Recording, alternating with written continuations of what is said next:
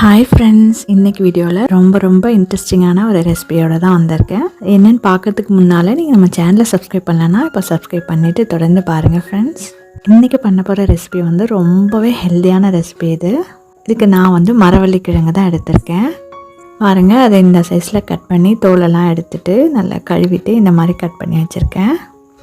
அதுலேருந்து எவ்வளோ பொடிசாக கட் பண்ண முடியுமோ அந்தளவுக்கு பொடியாக கட் பண்ணிக்கலாம்.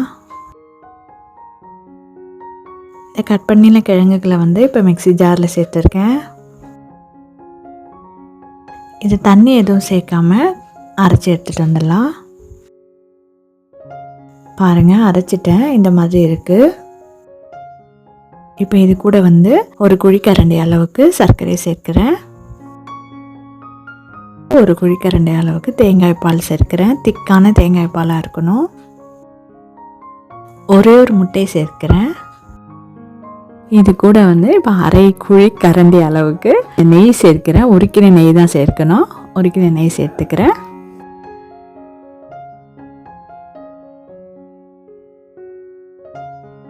ரெண்டு ஏலக்காய் சேர்த்துக்கிறேன்.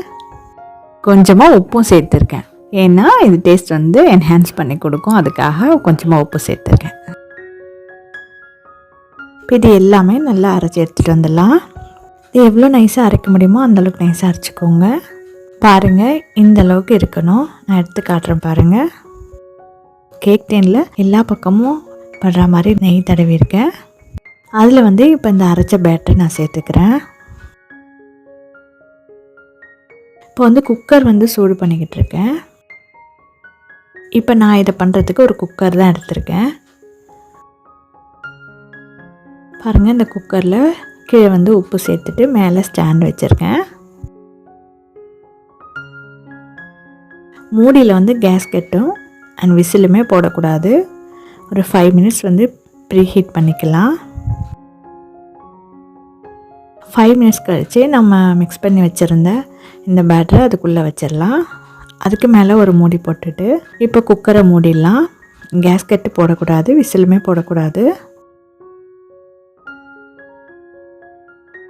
இல்லை 25 மினிட்ஸ் அப்படியே விட்டுருங்க. ஸ்டவ் சிம்லே இருக்கட்டும். இப்போ 25 மினிட்ஸ் கழித்து ஸ்டவ் ஆஃப் பண்ணிடலாம். நல்லா சூடு ஆறினதுக்கப்புறம் அந்த கேக் டின்லேருந்து இதை வெளியே எடுக்கலாம்.